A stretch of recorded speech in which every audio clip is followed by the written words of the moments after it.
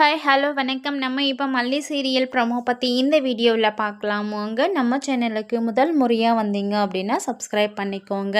நம்ம விஜய் கிட்ட அன்னபூரணி அம்மாவும் அப்புறம் மல்லி அரவிந்த் இவங்க எல்லாருமா சேர்ந்து போயிட்டு பேசினாங்க.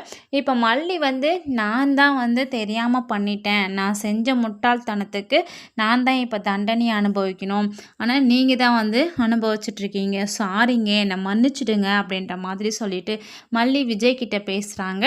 அப்புறம் அன்னபூர்ணி அம்மாவும் விஜய் கிட்ட சொல்கிறாங்க, அதாவது வேற ஒரு புது லாயரை நாங்கள் பார்த்துருக்குறோம், ஸோ அவங்கக்கிட்ட பேசி எப்படியாவது உன்னை வெளியே கொண்டு வந்துடுறேன்ப்பா அப்படின்ற மாதிரி சொல்கிறாங்க.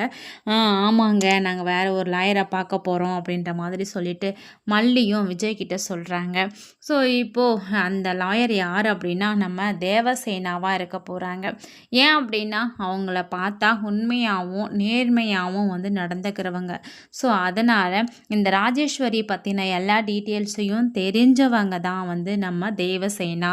ஸோ அவங்க கூட பிறந்த தம்பி இவர் இப்போ எவ்வளோ கஷ்டப்பட்டுக்கிட்டு இருக்காங்க, இது யாரால் என்ன அப்படின்ற விஷயமும் அவங்களுக்கு எல்லா டீட்டெயில்ஸும் தெரிஞ்சுது. ஸோ அதனால் நம்ம மல்லிக்கும் விஜய்க்கும் ரொம்ப ஹெல்ப்பாக தேவசேனா இருக்க போகிறாங்க. அவங்களே விஜயை பார்த்து நேரில் பேச போகிறாங்க.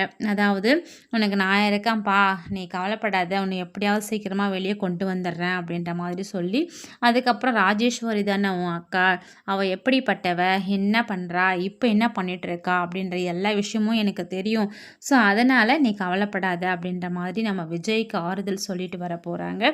அதே சமயம் பார்த்திங்கன்னா இந்த நிஷா இப்போது நம்ம வெண்பா கிட்ட மாட்டிக்கிறாங்க.